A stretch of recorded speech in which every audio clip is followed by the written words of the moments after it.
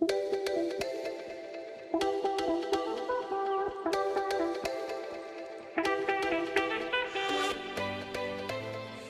and welcome to Take 6. I am streaming executive producer Thomas Mates, filling in for Julie Broughton. She is out on assignment today, but she'll be joining us again starting on News 6 at 4. We've got a lot to get to today. We're looking at a program out of Flagler County where they are trying some new technology to ensure that inmates do not get accidentally released ahead of their time at the Flagler County Jail. It's an effort to protect our communities. News 6's Eric Von Aken will have more on that. We're also looking at an effort to clean up the Indian River Lagoon. It has long been dealing with a lot of troubles, not the least of which is a dying seagrass population there.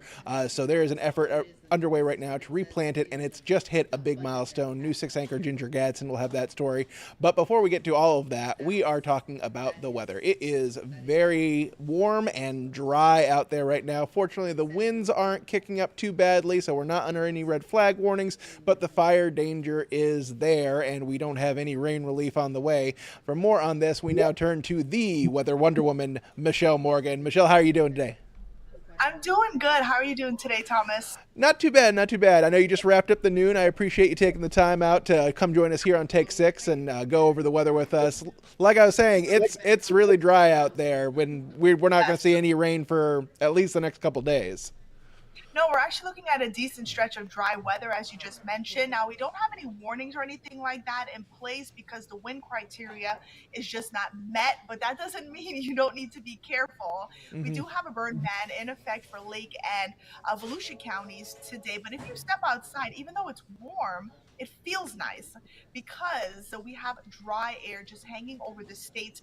So that's going to keep things comfortable, but also it is going to increase that critical fire weather risk as we go through today. So let's go ahead and take you outside. Live look beautiful downtown Orlando just showing off today. Beautiful blue skies, but here's what you need to know. So breezy, dry, warm weather will increase the critical fire weather conditions as we go through today.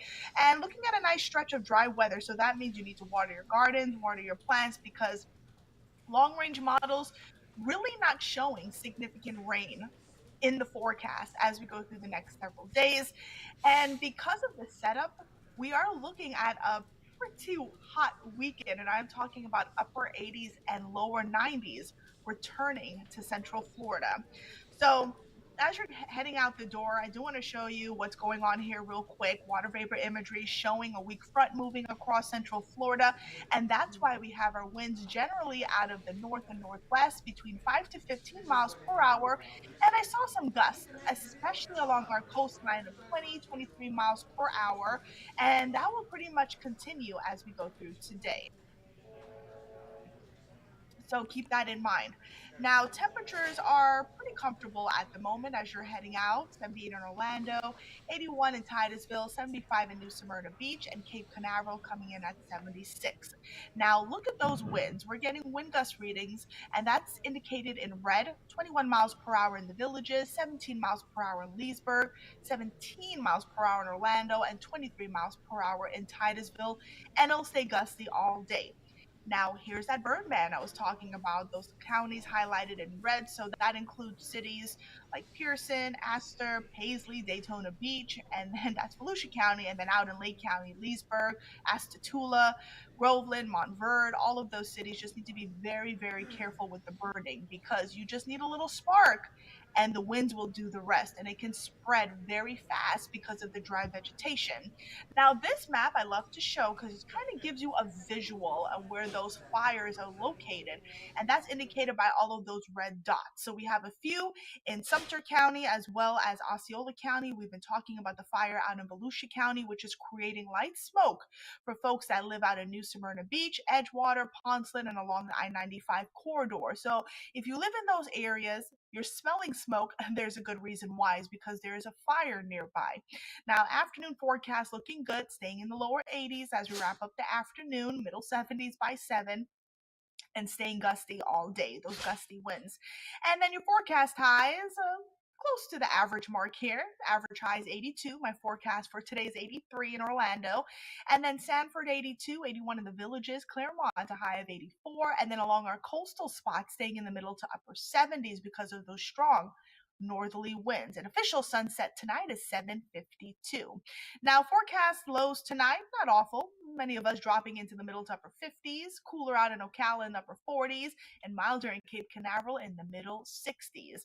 So, as we take a look at the setup here, hot, dry as we go through the next several days is because an area of high pressure, that ridge that you see over the southeast, will have that sinking air. Things are going to warm up, but also it is going to keep things significantly dry, at least through the next 7 days or so.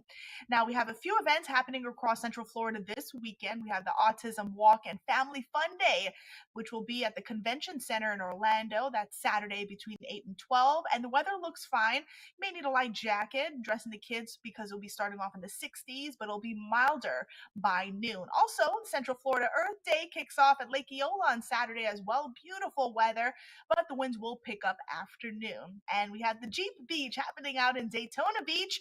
And the weather really couldn't ask for better weather. It's going to be breezy on Saturday, 85, 89 on Sunday, and 91 on Monday. So just make sure you're staying hydrated. And the most important thing, it's going to stay dry for all of those events. Now, the drought monitor really showing how dry it is across Central Florida. You see many areas are under that severe category. That includes parts of Sumter, Lake, stretching into Volusia counties. So we certainly need the rain, and we really haven't been seeing it as we take a look at the rainfall totals for this month. And many of us are below average here. So here's a look at your 7-day forecast. 83 today, 84 tomorrow, 85 on Friday. It's Easter weekend. And if you have any plans doing any Easter egg hunts with the kids, it's going to be a dry weekend. But just make sure they're drinking plenty of water, especially if they'll be running around hunting for those eggs, because it will be hot. And Earth Day is on Tuesday, high of 91, and a few showers around, Thomas. I guess we couldn't avoid those 90s for forever. No, I know. Yeah. Well, it certainly beats the alternative. No snow, no nothing like that. We're very lucky to be here. But of course, like you said, with the dry weather, be careful with those cigarette butts. Be careful where you park your car. It doesn't take much to start a big fire. No, it really doesn't take much, especially with those winds picking up. You really just need the smallest spark, and boom, it's just going to take off. So you got to be very careful today. Even though we don't have any warnings, just be mindful with the burning. Absolutely. All right. Well, thank you so much, Michelle. We appreciate your time and your expertise. You have a great day. You too. Bye-bye. As Michelle mentioned, we are already seeing some fires burning, especially out in Volusia County. News 6 reporter Mark Lehman has been out there throughout the morning checking out the efforts to contain that 250-acre fire happening right now. A burn ban began at midnight here in Volusia County. When things so dry, fires can spread very quickly, and that's what we saw here in this area about a few miles south from here. We also saw Florida Highway Patrol monitoring State Road 44 for smoky and dangerous conditions. Giant plumes of smoke were sent into the air after the wildfire sparked up yesterday afternoon near Ranchette and Holly Roads. Volusia County Fire Rescue and the Florida Forest Service had crews establishing containment lines around the fire, and a helicopter was also used to drop water. Now, this is in a very rural area, so no evacuations were ordered, but firefighters have been on standby to protect homes if needed. Now, this is all happening as that burn ban is now in effect. It applies to unincorporated Volusia County, the towns of Oak Hill, Lake Helen, and Pearson. All outdoor burning is prohibited in these areas, including burning of trash and campfires. Outdoor cooking is allowed, but only if it's done with a contained grill. Violations of the ban are punishable by a fine of up to $500 and 60 days in jail. And as crews are continuing to watch the conditions today, there are worries that more fires could pop up with no significant rain in sight. We're watching for any updates from the Florida Forest Service, and we'll keep you updated with what we learn. Reporting in Volusia County, Mark Lehman, News 6. Now, News 6's Cat Silver is out right now near Lake County, checking out how low the lakes have gotten, just to demonstrate how little water we've been getting recently with the lack of rain. And she'll have more on that coming up starting on News 6 at 4. Of course, we also know that these fires are producing a lot of smoke and ash that can cause problems for both your health and the safety of your property as well. So we have some tips on clickorlando.com right now to help you out, make sure that you're staying healthy and that you are protecting your property, able to clean that stuff off without causing any damage. This week, we've also been following the story of Orlando Mayor Buddy Dyer. He is facing scrutiny from the state, which is claiming that Orlando laws regarding how and when police will ask about a person's immigration status run afoul of the state edict of cooperating with federal immigration enforcement. News 6's Angie Quezada got the chance today to speak with Buddy Dyer about the controversy. The controversy stems from a 2018 city ordinance, also known as the Trust Act, which bars Orlando police from asking about immigration status from law-abiding residents. The state says it violates Florida's ban on so-called sanctuary cities, but Mayor Dyer says the city is and has been following the law. We are going to comply with all federal and state laws, and to the extent that the Trust Act is not in conflict with any state laws, it applies. The mayor also pointed to the city's ongoing partnership with ICE through the 287G program, where officers receive federal training to assist with immigration enforcement when required. The city of Orlando is going to comply with all federal and state laws, but we remain a welcoming city. We welcome 75 million visitors here every single year, and we care about our people. I think it's just a little misunderstanding. Mayor Dyer says the city's focus remains on public safety and building trust between law enforcement and all residents. Reporting in Orlando, Angie Quezada, News 6. Now, the state attorney general has threatened to potentially remove Dyer from office if he does not comply with Florida's sanctuary city laws, which, of course, ban sanctuary cities within the state. Of course, Dyer says he is in compliance and the law is in compliance, so we will continue to follow this story and see what develops, and we'll bring you the latest whenever it develops on clickorlando.com and here on News 6. We're going to take a quick break now, but we'll be back in 2 minutes. We'll be taking a look at how groups are working to restore the Indian River Lagoon and bring back the seagrass that is needed there, both to feed the manatee population and also keep the lagoon clean. We'll also be taking a look at technology that is being used in Flagler County to prevent any inmates at the jail from being released before their time, preventing any mistakes that could occur there. We're going to have all that coming up in just about 2 minutes.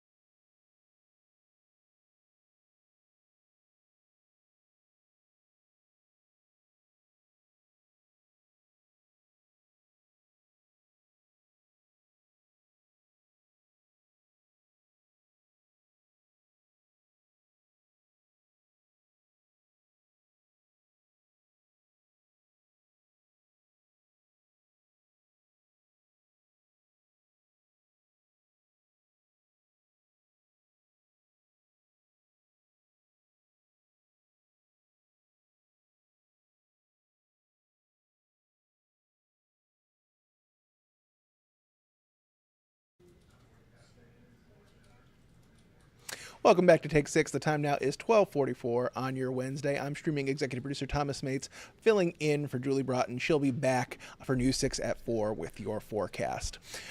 Today, it is Wednesday, as I said, and every Wednesday we get a look at how different law enforcement organizations are working to protect our communities here in Central Florida, both with outreach programs and sometimes also with new technologies. Just last week, we saw that there was an inmate in Georgia who was mistakenly released from prison early.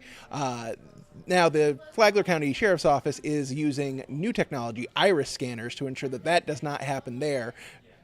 saying that the iris scanners are actually more accurate than fingerprinting and, will prevent issues like this from occurring. News 6's Eric Von Aken took a look at what is being done out there in Flagler County. An inmate coming into the Flagler County Jail has a few stops. First, the fingerprint machine, then the rapid ID machine. Suspects charged with felonies even have to give their DNA. Now, every single person coming in has to look into the iris scanner. Put that right up to your eyes. Just gonna look right there into the eye. Good, you can put it down. So this is Commander Lou Maselli, the operations commander here at the Flagler County Jail, who just did the demo for us, Commander. Everybody who comes in the jail gets this treatment. Yes, that's correct. Why? Because we want to be able to positively identify people. No mistakes. No mistakes. This is better than any of the other tech you have? Absolutely. Why? Because the iris is unique. The commander tells me that eyes are actually better than fingerprints or facial recognition. The reason is because your eyes, your irises, have 265 unique characteristics in each eye. Identical twins don't even have the same iris. Wow. So twins couldn't even fool this system. No. The odds of it happening is 1 in 10 to the 78th power, so whatever that big number is. This, of course, is Sheriff Rick Staley of the Flagler County Sheriff's Office. Sheriff, I didn't realize how exact this iris scanning technology is. Even FBI now is building a database with this technology. So you're trying to take the human error out, a booking or a release, because people can exchange the bands or the IDs, where you cannot exchange your eyeballs. You're building a database with this, but so are other law enforcement agencies across the country right now. Absolutely. So we're all pouring this information into this database. And then this checks with all of those databases. Oh, yeah. And the sheriff wants everybody to know that taxpayers did not pay for this. This didn't cost Flagler County anything, he says, because the company behind this technology is giving this to law enforcement agencies across the United States. Their goal, he tells me, is to build their iris database. Sheriff says he's happy to be part of it. We're in Flagler County. Eric Von Aken, News 6. Impressive technology there. The Indian River Lagoon has been undergoing a years-long effort to restore that body of water.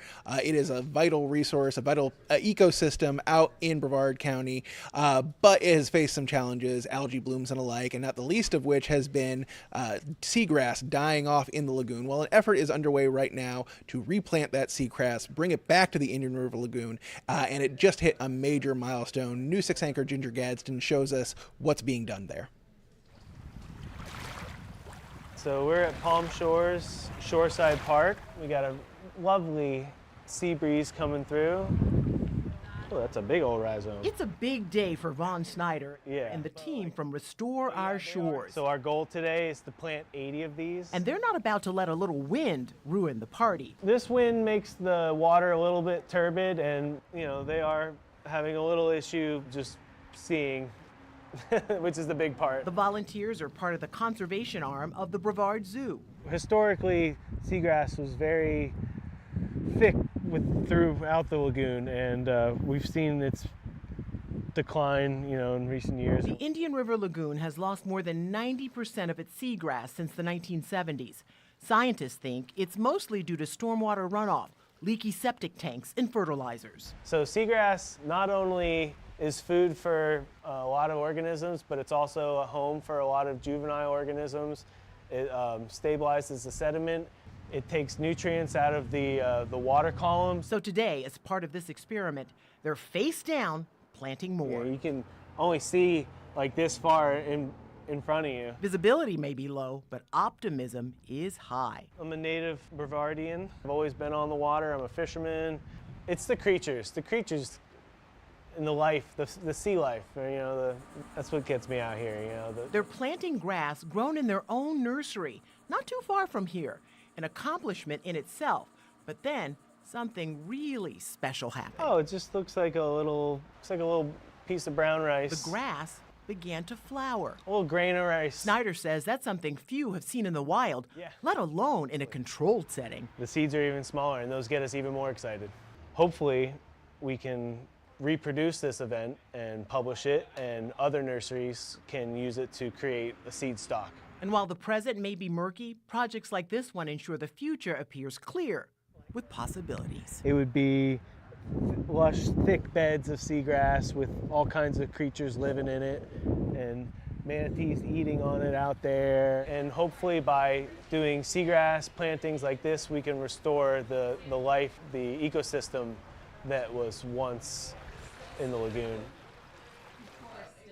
That was News 6 anchor Ginger Gadsden reporting. You can read more about her story right now on clickorlando.com. You can also find all of our previous coverage on the efforts to clean up the Indian River Lagoon. We've been following it for many years, and we will continue to follow it as those efforts continue along the way, and hopefully they start to see some results of all that. We thank you so much for your time today. We'll be back for News 6 at 4. Julie Broughton will be back with your forecast, and of course we'll have all the day's headlines for you. Thank you again for joining us, and have a pleasant day.